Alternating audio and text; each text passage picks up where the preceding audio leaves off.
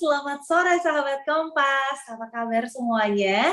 Semoga semuanya dalam keadaan yang sehat dan juga bersemangat. Tapi kalaupun ternyata di antara sahabat Kompas sekarang ada yang lagi kurang enak badan, lagi kurang fit, semoga segera pulih ya. Pokoknya tingkatkan imunitas tubuhnya. Dan kalau misalnya udah mulai bekerja kembali, udah mulai beraktivitas di luar rumah, jalankan yang namanya protokol kesehatan, jangan sampai lengah. Karena ingat, kita masih di tengah-tengah pandemi COVID-19. Senang sekali sore hari ini tentunya Lala Nabila kembali menemani teman-teman Kompas dan sahabat Kompas kalian dalam program Tanggap Pandemi bersama Melawan COVID. Mungkin buat sahabat Kompas yang belum tahu, Tanggap Pandemi ini adalah program virtual atau daring yang merupakan persembahan dari Harian Kompas, dan di program ini tentunya kita akan bahas topik dan juga isu aktual dalam perspektif yang objektif. Untuk edisi Tanggap Pandemi kali ini, kita menghadirkan tema yang bisa dikatakan sangat spesial sekali, yaitu inovasi UMKM di tengah pandemi. Seperti kita tahu juga bahwa transformasi usaha mikro, kecil, dan menengah dari model bisnis konvensional sekarang sudah mulai beralih ke bisnis digital. Dan ini tentu saja bisa menjadi solusi untuk UMKM untuk bangkit serta bertahan di masa pandemi COVID-19 ini. Mungkin waktu di awal-awal pandemi COVID-19 agak sulit tentunya ya bagi para pelaku usaha UMKM untuk bertahan. Tetapi dengan adanya dunia digital ini dan juga semuanya berubah menjadi jauh lebih mudah diakses oleh semua kalangan, ini bisa menjadi solusi untuk para pelaku UMKM. Bahkan tentunya ini juga tidak menutup kemungkinan loh bahwa transformasi itu akan membuat UMKM malah bisa menjadi naik kelas. Dan pastinya kita harapkan bisa berkontribusi positif untuk perekonomian, baik itu untuk dalam negeri maupun juga luar negeri. Nah, perlu diketahui juga bahwa transformasi yang tepat juga harus dilakukan dengan tindakan yang taat protokol kesehatan. Itu penting sekali ya. Karena yang namanya protokol kesehatan itu merupakan hal yang wajib dilakukan oleh setiap individu. Karena kita lagi sama-sama nih ya dalam sebuah ikhtiar untuk memutus rantai penyebaran COVID-19.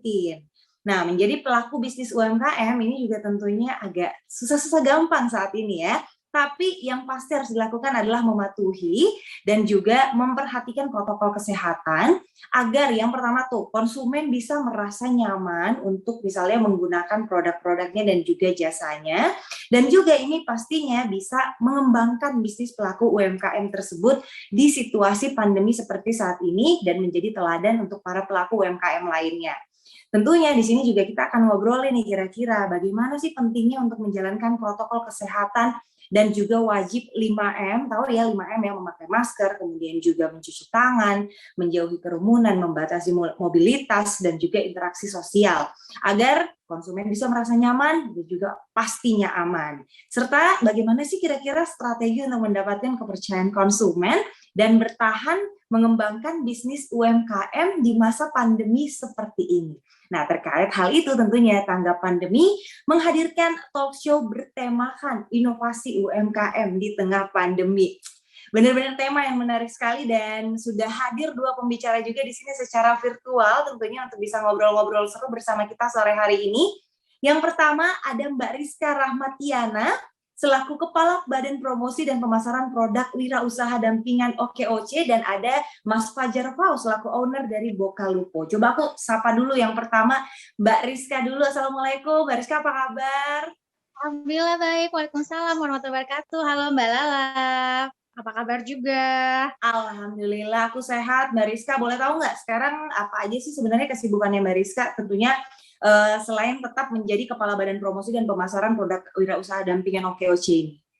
Iya, terima kasih Mbak Lala. Mungkin karena memang lagi masa kayak gini ya, aku banyak bisnis online, masih jualan online. Aku ada produk juga, ada keripik zaman now, buat produk baru juga namanya Bilemon, jadi masih jualan online sampai sekarang.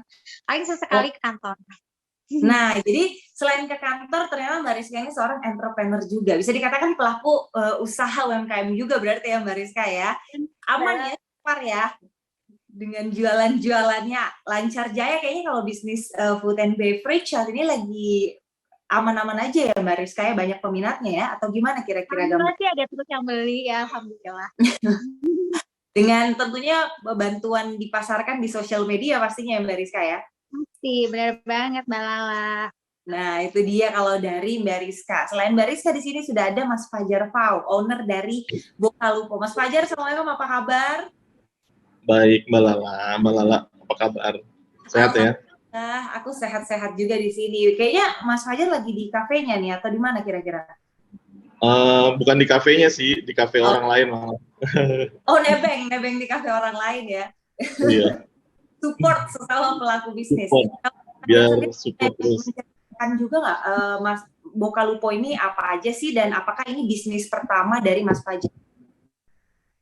Iya, kalau Bokalupo ini kebetulan kan saya sempat S2 di Itali, jadi ketika dapat beasiswa di Itali sempat di kantin itu kenal juga sama yang bikin pizza, jadi saya belajar sedikit-sedikit nyuri ilmu, akhirnya pulang ke Indonesia ketemu sama temen partneran, dia bisa kopi, saya bisa pizza, jadi kita bikin Bokalupo itu pizza dan kopi, jadi kita mempersatukan nih kopi dan pizza buat dan pizzanya juga beda sama pizza yang pada umumnya gitu ya, maksudnya kita di sini pizzanya dengan resep Italian gitu, tapi kita tetap New York style juga dapat, New York style dari size pizzanya. Jadi dari itu pengalaman, nah itu bisnis pertama saya sih, si Bokalupo ini. Bokalupo itu bahasa Itali juga, artinya good luck. Nah, jadi good luck. Jadi sebenarnya good luck secara harfiah Bokalupo itu artinya di dalam mulut serigala, tapi orang Itali pakai kata slangnya gitu buat ke orang yang lagi mau usaha atau mau ujian atau mau sesuatu yang ini, mereka mendoakannya dengan Bokalupo, jawabannya crepi di lupo. Jadi kayak kita di dalam mulut serigala, sebelum digigit kita bunuh duluan serigalanya, jadi kayak fortune, membawa keberuntungan gitu, tapi artinya kayak good luck gitu. Wow, itu luar biasa sekali sebenarnya maknanya ya, dalam banget ya, Bokalupo. Nah, ini satukan antara pizza dan kopi sebenarnya. Jarang banget ya, biasanya kalau pizza ya udah makanan Italia aja, kopi juga sendiri aja. Berarti ini satu konsep sendiri. Boleh tahu ini dimulai dari tahun berapa, Mas Fajar? Ini 3 bulan sebelum pandemi masuk, corona masuk. Jadi cakep banget tuh momennya. Luar biasa ya, agak bikin deg-deger sepertinya ya, sebenarnya ya, tapi survive sampai sekarang. Bukan main. Iya, kita bisa bertahan sampai sekarang sih, alhamdulillah ya. Maksudnya kita ya udah, kalau ada tombol survive mode on, udah yang penting survive dulu, biasanya bertahannya dulu nih. Yang penting jangan sampai. Benar. Ini pas banget sebenarnya Mas Fajar, karena kita memang berbicara mengenai inovasi UMKM di tengah pandemi, di mana kita memang menyorot untuk para pelaku UMKM yang baru hadir di saat pandemi ini, atau memang mendekati pandemi, dan semuanya pakai tadi kalau kata Mas Fajar ya, tombol survive gitu ya. Nanti kita akan bahas itu tentunya. Tapi sebelum kita lanjutkan talk show ini, sahabat Kompas, Lala juga ingin menyampaikan nih, ada pesan dari pemerintah melalui Satgas Penanganan COVID-19, yaitu ingat pesan ibu. Kenapa sih sosok ibu nih yang diangkat? Karena tentunya sosok ibu itu adalah sosok yang selalu dihormati dan juga dicintai. Nah, kalau kita tidak punya protokol kesehatan dengan ketat, kita bisa saja kehilangan ibu kita. Nggak mau dong pastinya kehilangan orang yang sangat kita cintai. Jadi, sahabat Kompas, selalu ingat yang namanya pesan ibu ya, yaitu 5M. Mencuci tangan dengan sabun, kemudian juga rajin menggunakan masker, serta menjaga jarak dan juga menjauhi kerumunan, dan mengurangi mobilitas. Karena bila abai bisa membahayakan diri sendiri dan juga keluarga kita tercinta. Ingat pula untuk mendukung dan bekerja sama untuk bisa melakukan 3T, tracing, testing, dan juga treatment. Ini tentunya adalah upaya untuk menekan penularan COVID-19 dengan sukarela untuk bersedia dites. Apalagi kalau misalnya sahabat Kompas masih sering banget nih beraktivitas di luar rumah.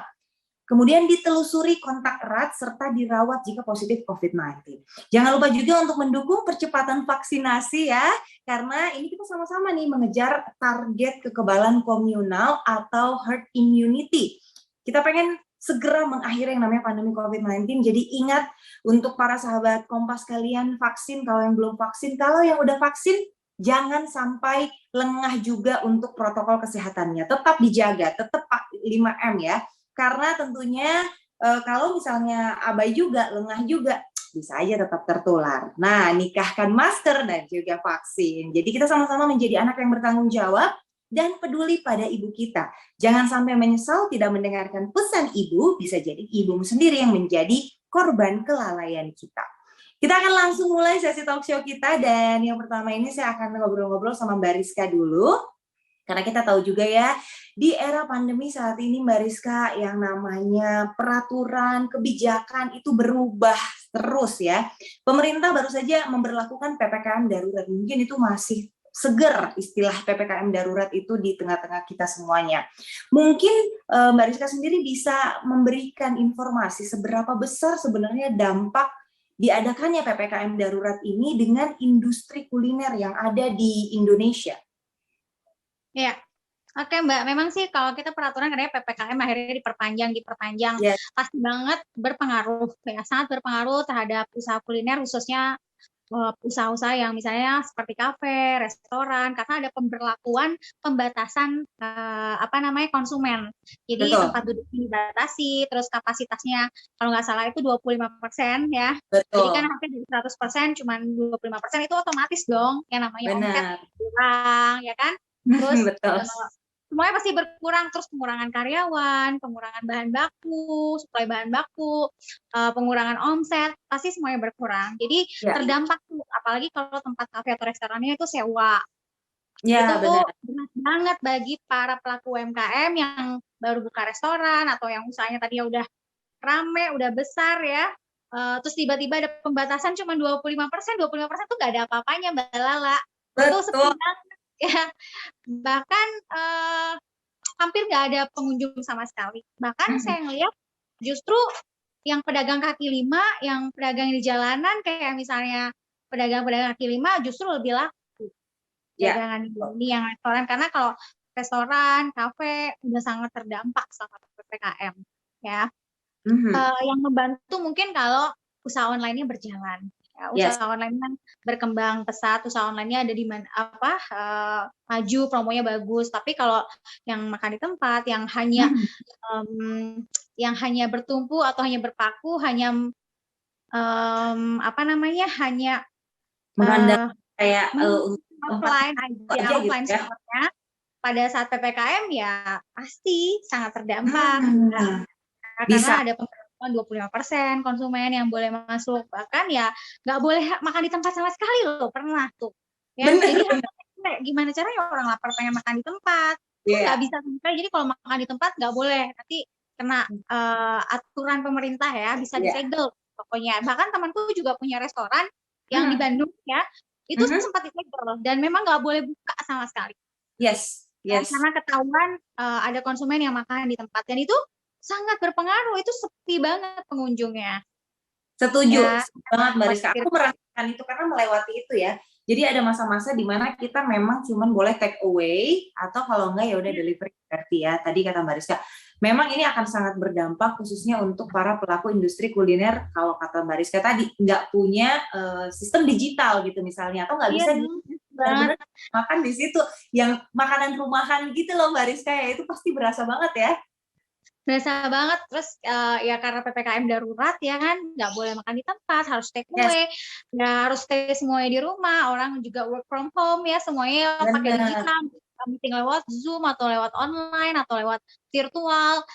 Ya itu akhirnya makanan-makanan online yang lewat online yang lebih banyak diminati ya dibanding harus take away keluar gitu. Kebanyakan sih itu yang aku survei dari teman-teman yang punya pengusaha restoran, pengusaha kafe, semuanya sepi. Bahkan sempat beberapa yang tutup, beberapa juga bangkrut, tapi ada juga yang begitu, Mbak. Iya. Baik, terima kasih banyak Mbak Rizka. Nanti aku mau sambung lagi obrolan sama Mbak Rizka. Sekarang aku mau ke Mas Fajar dulu nih. Ngomong-ngomong Mas Fajar, juga sempat disinggung sebenarnya bahwa konsekuensi dari adanya PPKM itu salah satunya itu adalah tidak bisa makan di tempat. Kemudian akhirnya kebijakan berubah kan. Tapi pada saat tidak bisa makan di tempat itu, Mas Fajar sendiri sebagai pelaku usaha yang punya tempat yang mungkin dirancang juga sebagai tempat untuk hangout nih, meeting gitu ya. Duduk di situ ya. Kalau itu seberapa besar sih sebenarnya pengaruhnya untuk bisnis kulinernya Mas Fajar di luar dari masalah yang bisa di take away atau bisa melalui cara-cara lain seperti delivery dan lain. Ya, itu benar yang tadi Mbak Rizka juga bicarakan gitu. Emang itu pengaruhnya besar sekali. Maksudnya apalagi bisnis model yang waktu itu saya bikin juga kan emang belum siap untuk pandemi gitu ya. Kita nggak tahu nih, maksudnya akan ada pandemi dengan ternyata setelah buka 3 bulan ternyata ada corona dan tiba-tiba dulu awal-awal itu kan benar-benar orang nggak ada yang berani keluar rumah nggak setelah PPKM sampai ya kita sampai dengan tahap yang bingung mau, maksudnya ini untuk bertahan gimana caranya, apa ya udah mau nggak mau berarti karyawan harus kita kurangin gitu mau nggak mau kan. Jadi salah satunya terus kita juga sebagai owner ikut turun tangan karena emang ya udah nggak bisa. Ya masih untung dengan untungnya juga ada sistem jualan online itu masih ibaratnya masih ada napes walaupun ngap napesnya kan gitu ya. Jadi kayak yang diangkat gitu ya. Iya dan kita juga nggak bisa melihat siko nih. Katanya kan waktu itu gosipnya, oh corona cuma sampai segini, ntar nanti sudah berakhir. Ternyata tahun ini nggak berakhir juga. Nah, jadi kayak abis PPKM selesai, terus kan sempet rame, sempet naik kan. Benar. Naik, kita ada kayak napes gitu, napes udara segar. Nah, abis itu tiba-tiba jebret, lockdown lagi, turun lagi. Jadi kayak main jet coaster kita. Emang ini membantu kita biar gimana caranya berpikir kreatif buat kita jualan kita gimana nih biar bisa laku nih, caranya gimana aja nih. Itu nguras pikiran juga buat sebagai pengusaha UMKM yang emang kita harus bertahan gitu kan di situ. Dan kita kemarin udah sempat balik kayak hampir ke normal gitu ya, beberapa orang sudah mulai ada yang keluar beli makan, tiba-tiba ibaratnya saya mau bikin menu baru, kita hire karyawan lagi kan, habis hire karyawan tiba-tiba jeder PPKM dadakan lagi, iya jadi kayak nggak ketebak nih mau gimana ya, jadi kayak agak kesulitan gitu tuh, maksudnya ini ritmenya gimana sih, maksudnya ini seperti apa ya, tiba-tiba habis lebaran tau-tau meledak. Setiap ada event besar, bukan event apa, sesuatu yang gitu bikin mobilitas orang banyak itu pasti meledak lagi. Seperti itu sih, jadi emang cukup berpengaruh untuk dari Bokalupo sendiri itu udah lumayan, ibaratnya ya udah kita cukup bertahan aja dulu deh, maksudnya ya kalau mikirin untung nanti dulu deh, yang penting kita coba survive dulu untuk di situasi kayak gini. Jadi yang penting tetap bertahan pastinya ya. Aku memang ingat sih Mas Fajar, jadi awal pandemi itu kalau nggak salah dari bulan Maret tahun lalu ya, itu ada kali 4 bulan bahkan untuk misalnya kita beli makanan di luar pakai misalnya ojek online, orang-orang tuh pada nggak berani. Jadi semuanya pada masak ya. Tiba-tiba semua jadi koki nih Mas Fajar ya. Ya betul. Iya benar kayak 4 bulan. Jadi orang tiba-tiba langsung semuanya higienis, nggak berani keluar apa ya, semuanya orang juga jadi kayak berpengaruh banget. Awal-awal itu bener-bener kalau kita nggak turun langsung juga ya susah juga sih. Betul. Emang bener berpengaruh. Turun langsung. Nah kemudian setelah itu baru deh agak menurun, berani mulai makan di luar kan. Tapi ya udah aja gitu loh, nggak nongkrong gitu kan. Habis itu udah santai, orang udah mulai pada banyak keluar lagi. Tiba-tiba benar kata Mas Fajar tadi, wah habis hari besar langsung naik semuanya PPKM.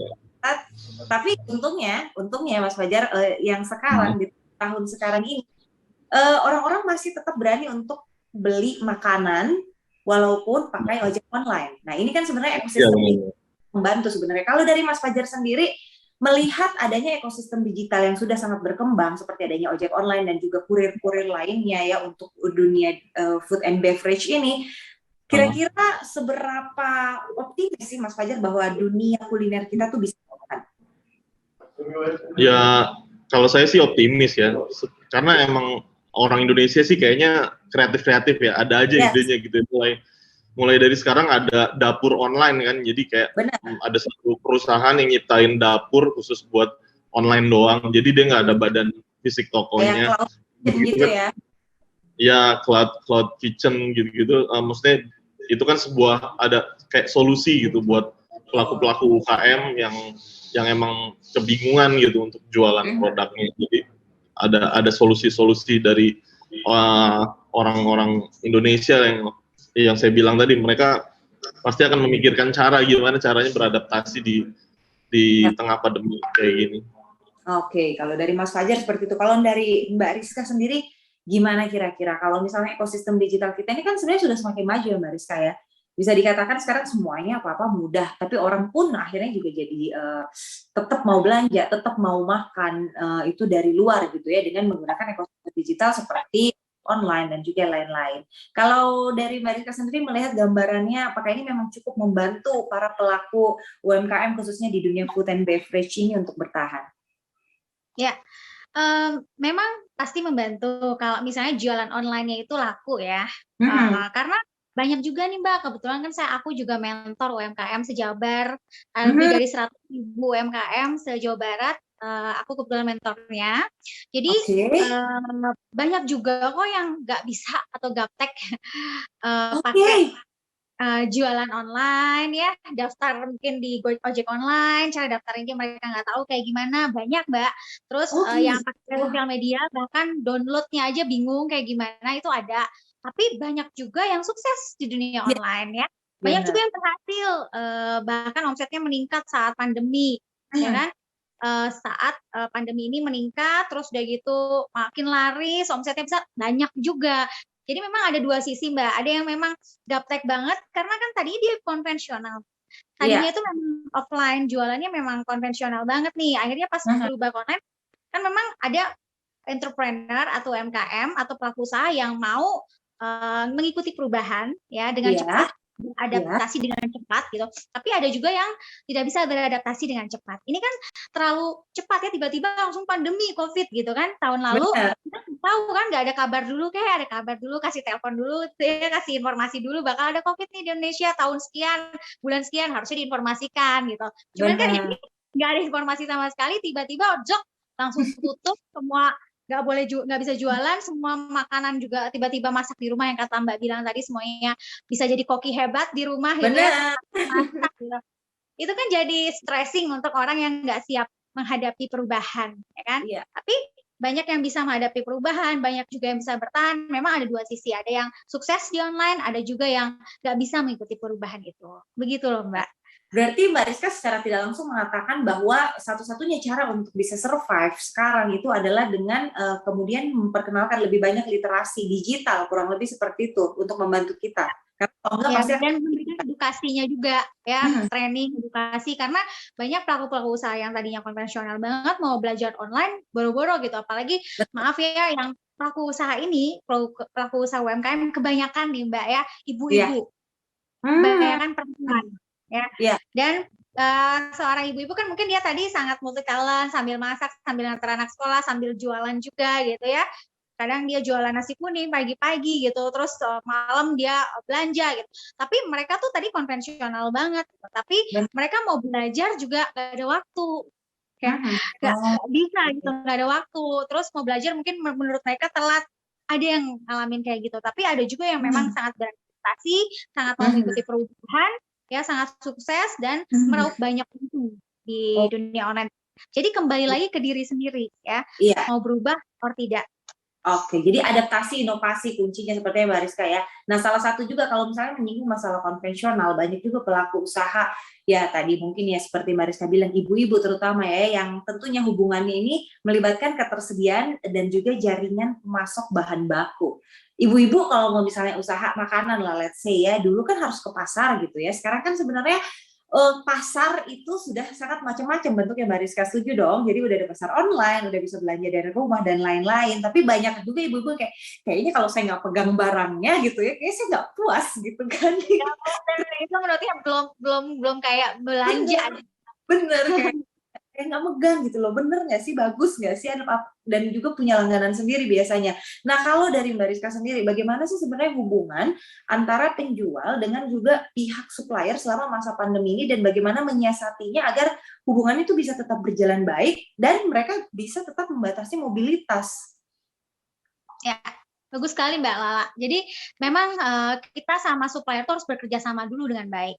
Kita harus tahu dulu ya latar belakang suppliernya, jangan sampai ya nipu ya, jangan sampai nggak sesuai barang yang dimaksud. Karena kan selama pandemi mungkin ada kesulitan, mungkin keluar rumah ya kan, apalagi di awal-awal ya, awal-awal pandemi semua takut banget keluar rumah, itu masih sepi banget. Sebenarnya PPKM ini masih sangat ramai sih dibandingnya yang awal dulu.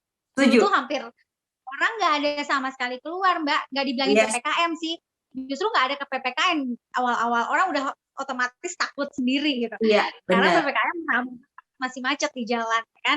Nah, bagaimana tadi kita sebagai penjual ya ke supplier itu bekerja sama dengan baik. Kalau bisa sih memang harus ada hitam putihnya, harus ada perjanjian kerjasamanya, karena pengen long term kerjasamanya, pengen kerjasamanya panjang ya kan. Terus bisa supply bahan baku yang terus menerus dengan kualitas yang sama.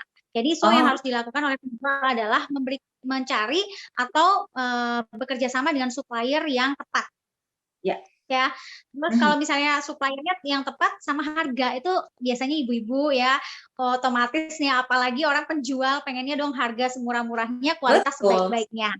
Ya, karena yang namanya kualitas kan penting banget kalau misalnya usahanya kuliner, saya makanan, produknya harus enak ya, produknya harus bagus, menarik gitu ya, terus yummy, terus gitu. Tapi bagaimana menciptakan itu ya, tadi seorang penjual tadi bisa inovatif, kreatif, dan juga bisa menekan harga dari supplier. Jadi memang ada kerjasama yang panjang, ada MOU, kalau bisa ada kontrak ya. Misalnya harganya tidak berubah sewaktu-waktu.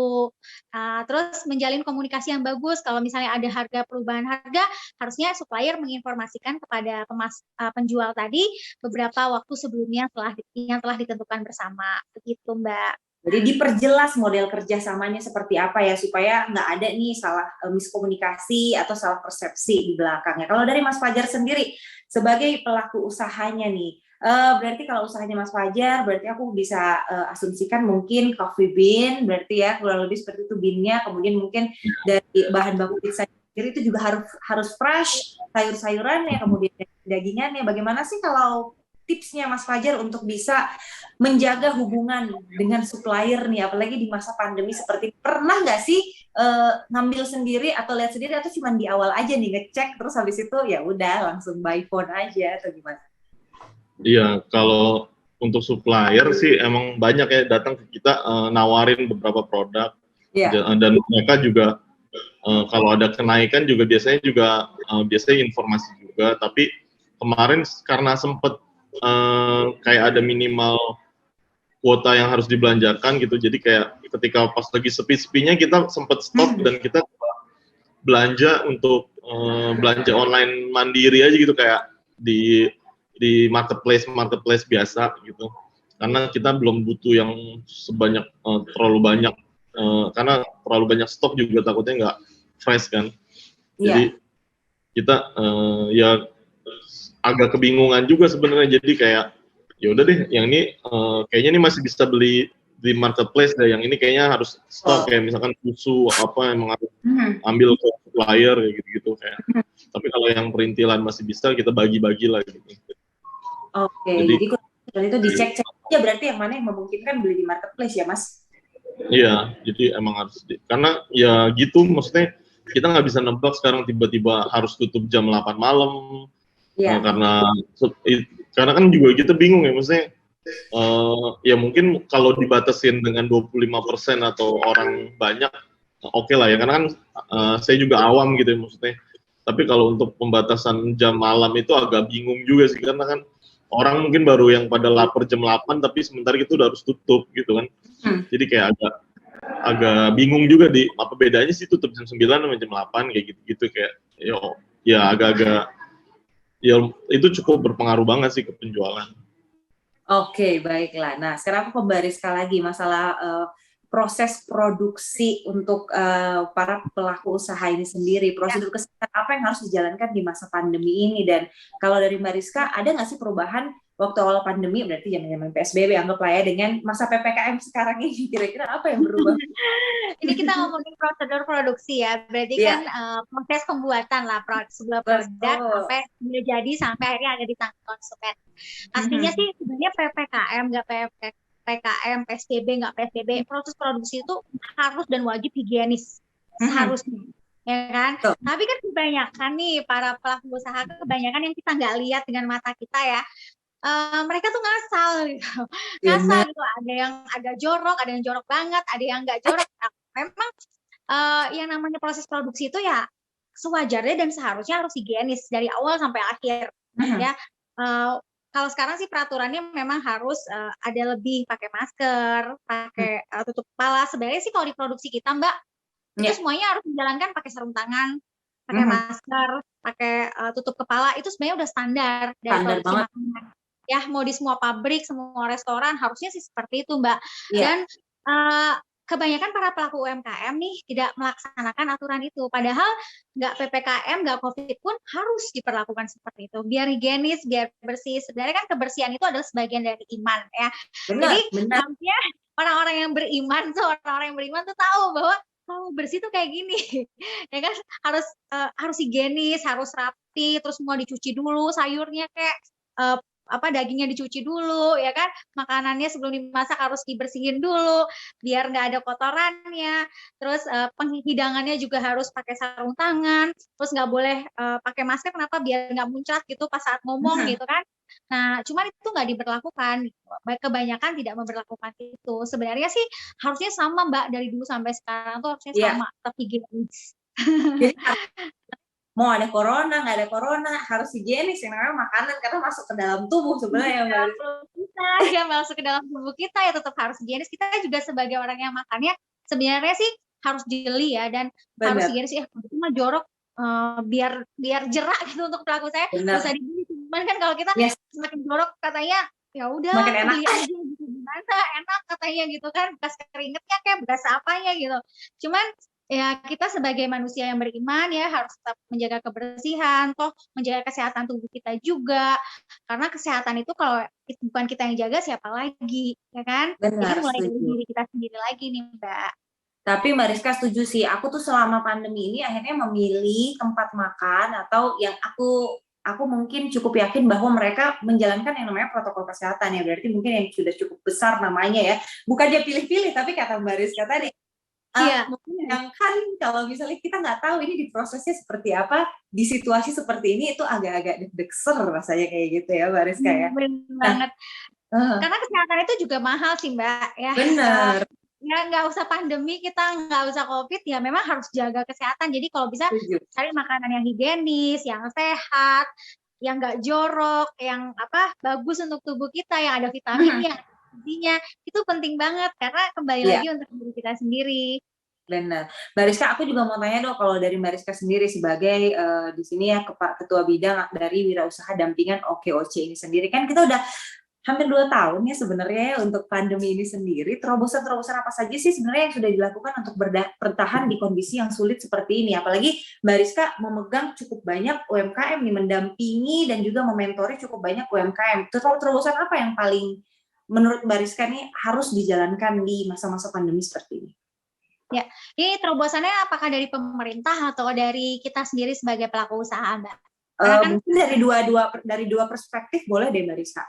Dari pemerintah. Kalau dari kita sebagai pelaku usaha sih terobosan yang memang harus mengikuti perubahan Mbak, harus beradaptasi, harus mau cepat menerima perubahan, karena yang namanya entrepreneur itu harus cepat tanggap ya, dan harus adaptif banget gitu. Kalau mau di tempat yang hutan, mau di kota, mau ke tempat kredit, mau tempat sepi, memang harus sangat adaptif dan harus bisa mengikuti perubahan untuk diri kita sendiri.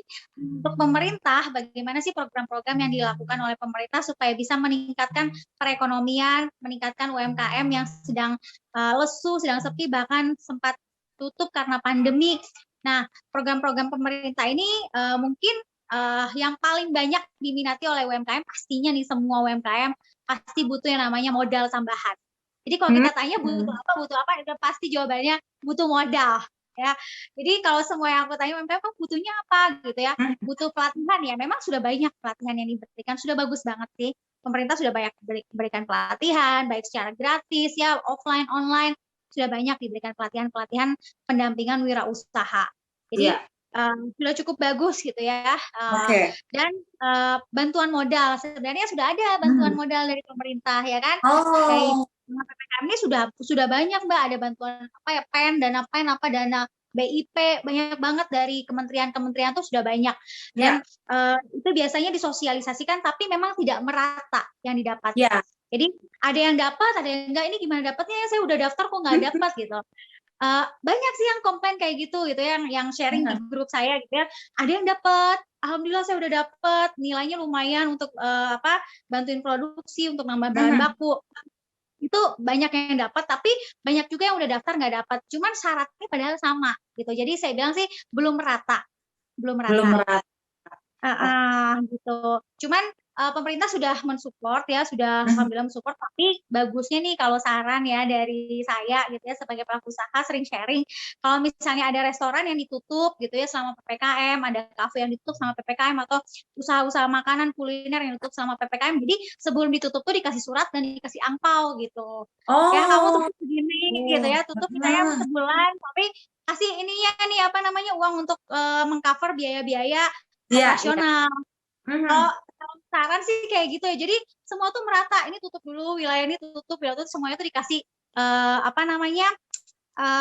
cover gitu biaya yang biaya operasional cover supaya tidak terjadi PHK.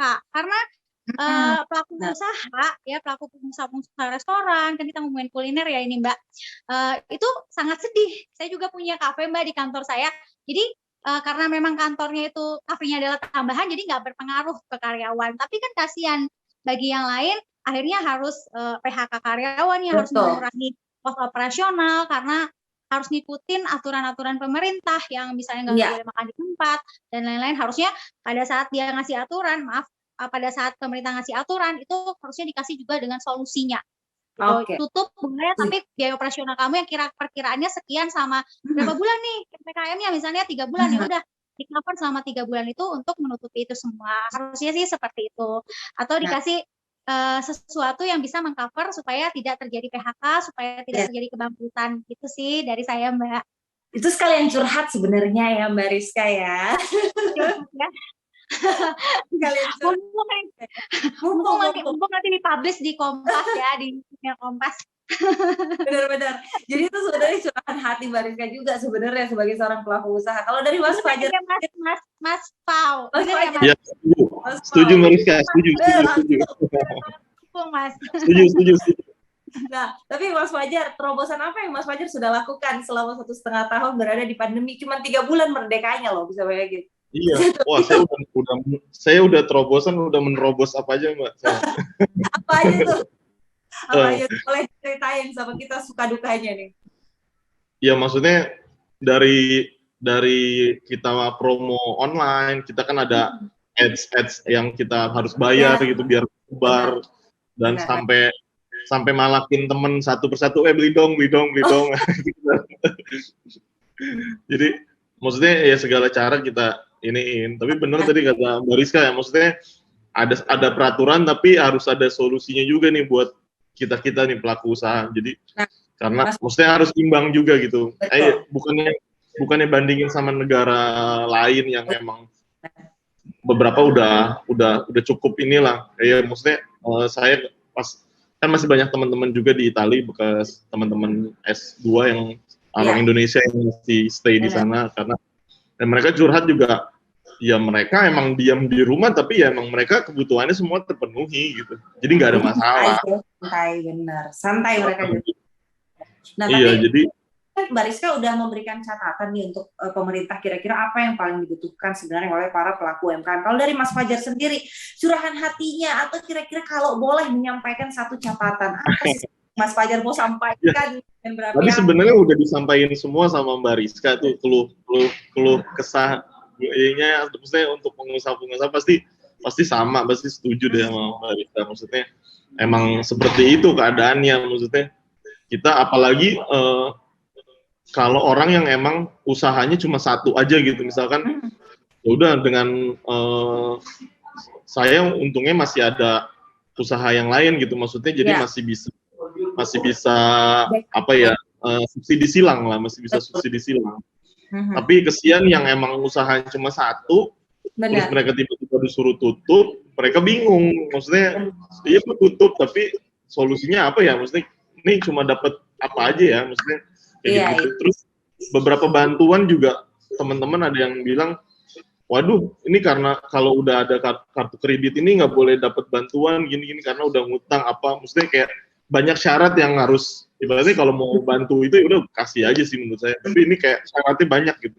Jadi kayak orang-orang beberapa yang emang punya kredit ketunda nggak bisa ngambil karena masih ada kredit atau apa kayak gitu-gitu lah. Jadi datanglah dengan solusi ya, ketika misalnya ada suatu himbauan, datanglah dengan solusi juga supaya para pelaku UMKM ini juga bisa napas, kurang lebih seperti itu ya. Oke, tapi sekarang secara fakta dulu ya, saat ini kondisi kasus di Indonesia sudah mulai menurun, alhamdulillah sebenarnya ya, kita bahagia melihat data-data yang ada. Kemudian kita bisa lihat positivity rate juga itu sudah menurun, dan tentunya ini sudah banyak juga warga yang sudah mulai vaksin. Berarti ada sebuah harapan baru sebenarnya ya. Kalau dari Mbak Rizka sendiri, melihat harapan Indonesia melalui data yang ada sekarang nih, kira-kira seoptimis apa sih Mbak Rizka kita bisa bangkit dari ini krisis besar-besaran ya sebenarnya ya. Krisis di hampir semua aspek. Silahkan Mbak Rizka. Ya. Sebenarnya kembali ke diri sendiri ya, karena kita nggak bisa juga ngandalin orang lain, kita nggak bisa ngandalin pemerintah, nggak bisa Mbak, karena kan aturan tuh sangat berubah-berubah ya, kita juga nggak tahu bakal apa terjadi ke depan, kita nggak tahu. Tapi saya lihat UMKM saat ini tuh lebih struggle, lebih strong, lebih cepat bangkit ya, lebih cepat tanggap dibandingkan zaman dulu. Kalau sekarang tuh UMKM benar-benar cari cara bagaimana caranya mereka bisa bertahan. Ya, cari peluang, cari jualan apa nih yang lagi laris, terus mereka lihat Google Trend ya, mereka juga bisa browsing, mereka juga bisa lihat, oh ternyata yang lagi ngetren ini, mereka jualan itu, terus mereka lihat yang lagi ngetren produk ini, mereka langsung jualan, mereka langsung bikin produknya. Itu karena ada digital ya, mereka bisa struggle ya, mereka bisa buat sesuatu yang lebih unik, lebih menarik, bahkan bisa bersaing di dunia internasional. Nah itu pelaku usahanya sendiri yang kreatif, yang inovatif, dan mau berubah dan juga mau struggle dan mau bertahan di masa-masa seperti ini. Jadi memang kita juga diajarkan untuk tidak bergantung ya kan kepada pemerintah atau kepada orang lain. Jadi harus dari diri sendiri nih, harus mulai dari diri sendiri, harus mau berubah, karena kalau kita ngandalin pemerintah yang berubah-berubah peraturannya ya mungkin membuat para entrepreneurs atau pelaku usaha makin pusing ya kan, karena ada aturan baru, ada pajak tambahan, pajak ini, pajak itu, kan repot juga ya. Akhirnya itu yang membuat mencekik para pelaku usaha di Indonesia.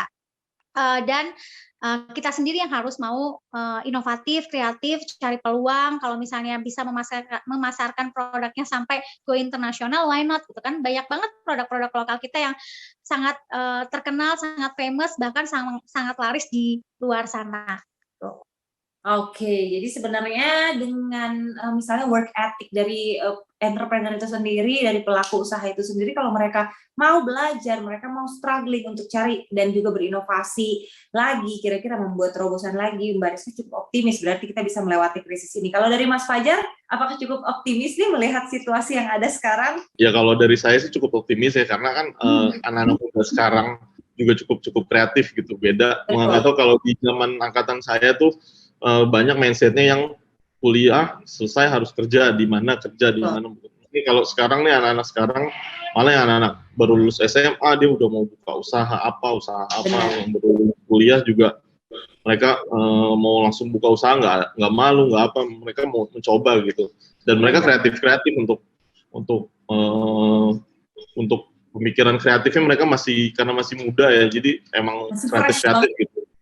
Masih fresh, jadi menurut saya cukup optimis gitu ngelihat ke depannya, karena bandinginnya ya udah, mestinya kita bisa lihat gitu dari adanya jualan online, kita bisa lihat kan menu-menu yang ada di ibaratnya di toko online itu seperti apa bandingin sama zaman dulu, karena kan variatifnya banyak banget kan ibaratnya. Macam-macam kita bisa makan apa aja gitu, kita tinggal klik kita bisa makan, dan mereka bikin usaha yang lain lagi, jadi bisa saling support juga. Iya, benar sih. Tapi aku bisa bilang juga sih sebenarnya untuk Mas Fajar dan juga Mbak Rizka bahwa Indonesia itu adalah produk lokal gitu. Waduh, semua ada deh kalau dicari di sini ya sebenarnya, baik makanan maupun juga untuk alat yang lain. Orang tuh di sini tuh otaknya jalan banget buat muter gitu ya. Kira-kira mau bikin ini, bikin ini ngelihat misalnya kayak masker aja awal-awal tiba-tiba cepet banget kan ada masker kain gitu ya. Itu kan salah satu inovasi juga, jadi bukan cuma kuliner sebenarnya. Nah, terakhir nih mungkin pesan dari Mbak Rizka dan juga Mas Fajar yang ingin disampaikan untuk seluruh pelaku UMKM atau kita semua yang saat ini masih berjuang sebenarnya menghadapi krisis di pandemi seperti ini. Baru mau mulai usaha, kira-kira apa sih sebenarnya yang harus ditanamkan di diri kita untuk membakar semangat kita? Silakan Mbak Rizka dulu mungkin. Oke, dari itu dulu ya Mbak. Oke, terima kasih. Mungkin karena dari kita dulu ya, dan apa yang harus ditanamkan dari diri kita pasti harus keyakinan. Yang pertama kali harus ditanamkan keyakinan bahwa Allah itu melihat, Allah itu Maha Penyayang ya, dan Allah itu Maha Pemberi rezeki. Jadi yang pertama kali ditanamkan adalah keyakinan. Karena selama manusia itu hidup pasti Allah akan kasih rezeki, dan rezeki itu nggak akan pernah terbatas. Ya. Mungkin selama COVID, selama pandemi, semua ditutup ya, banyak banget yang ditutup, tapi rezeki kita insya Allah tidak akan pernah ditutup oleh Allah, karena Allah itu maha luar biasa. Jadi pasti keyakinan yang harus ditanam. Yang kedua, ya tetap harus berusaha. Ya, betul. Ini tugasnya adalah berusaha, ikhtiar ya. Harus kalau mau jualan tetap aja jualan dagangan, tawarin dagangannya, promosiin dagangannya, masalah ada yang laku nggak laku hari itu udah nikmatin aja, syukurin, siapa tahu besok laku banyak, siapa tahu besok nggak ada pesanan atau orderan banyak banget gitu kan ya. Dari Kompas mungkin banyak banget orderannya kan, kita nggak tahu ya. Karena yang namanya rezeki itu datang bisa tidak terduga ya. Jadi yang pertama keyakinan, yang kedua harus tetap berusaha, ketiga fokus dan konsisten, tetap kreatif dan inovatif. Oke, jadi 4 poin itu yang harus diperhatikan kalau dari Mbak Rizka. Kalau dari Mas Fajar sendiri, kira-kira pesan untuk para calon-calon pelaku UMKM ke depannya, atau mungkin yang sekarang sedang berjuang di survive, gimana kira-kira? Sebenarnya 4 poin yang dari Mbak Rizka tadi itu tuh udah intinya sih, 4 poin itu. Maksudnya ya kita, ya maksudnya itu udah dengan pegang 4 poin itu sih harusnya udah bisa survive lah untuk di keadaan sekarang gitu. Ya pokoknya semangat juga, konsisten semangatnya, maksudnya ya udah namanya kita usaha kan ada yang gagal, ada yang enggak, tapi kita tetap harus coba lagi, ikhtiar kita coba, yang penting nanti walaupun nanti Tuhan yang memberikan jalan kan. Maksudnya mungkin kita nggak cocok di usaha ini, mungkin gagal, mungkin usahanya yang paling cocok yang di sebelah situ, kita harus coba lagi gitu. Jadi tetap ikhtiar gitu. Oh, jangan cepat nyerah lah ya istilahnya seperti itu ya. Baik, kalau begitu banyak Mas Fajar dan juga Mbak Rizka atas waktunya dan sharingnya hari ini. Semoga bermanfaat untuk sahabat Kompas semuanya ya. Yang pasti tetap jaga protokol kesehatan ya Mbak Rizka dan juga Mas Fajar dimanapun berada. Nah, itu dia ya, kita sudah membahas mengenai inovasi UMKM di tengah pandemi seperti ini. Kalau aku bisa simpulkan yang 4 poin tadi yang dikatakan oleh 2 narasumber kita. Yang pertama, punya keyakinan dulu. Jadi kalau misalnya sudah berkeyakinan, sudah punya niat gitu ya untuk usaha, ayo dijalankan. Tapi tentunya bukan cuma niat aja, harus dibarengi dengan usaha dan juga ikhtiar. Dan jangan lupa fokus serta konsisten. Karena ingat, kalau nggak konsisten, semua yang namanya sesuatu yang on off naik turun gitu ya, itu biasanya hasilnya akan jauh lebih lama dibanding sesuatu yang dilakukan secara terus menerus, disiplin dan juga konsisten. Semoga seluruh pelaku UMKM bisa benar-benar survive dan kita bisa sama-sama menghadapi pandemi ini. Jadi kita kurangi dulu penyebaran virus ini, kita putus mata rantai penyebaran virusnya, dan kita hadapi krisis ini bersama-sama supaya kita bisa bangkit sebagai bangsa yang lebih kuat. Dan jangan lupa, sekali lagi ingat pesan Ibu, 5M ya, mencuci tangan dengan sabun, rajin membersihkan diri, juga menggunakan masker, menjauhi kerumunan, dan juga membatasi mobilitas pastinya, serta menjaga jarak nih antara satu dengan yang lainnya ya. Insya Allah kita bisa mengatasi pandemi COVID-19 ini. Jangan lupa tentunya untuk sahabat Kompas kalian untuk berbagai informasi seputar dengan COVID-19 nanti bisa diikuti di Harian Kompas karena ini adalah salah satu media yang terbukti ya. Jadi nggak ada hoax-hoax, nggak ada berita palsu tentunya. Dan bukan cuma di situ, bisa juga di website kompas.id karena setiap harinya tentunya Kompas menyajikan berita-berita yang paling terkini dan juga terpercaya, artikel serta tips serta infografis, fakta dan data menarik mengenai COVID-19. Jadi jangan sampai termakan yang namanya berita-berita palsu dari sumber yang tidak terpercaya, dari Harian Kompas aja atau dari website kompas.id. Baiklah kalau gitu Lala Nabila pamit undur diri, mohon maaf apabila ada salah dan semoga ilmu yang dibagi hari ini bisa bermanfaat. Sampai jumpa di program Tanggap Pandemi selanjutnya. Salam sehat semuanya.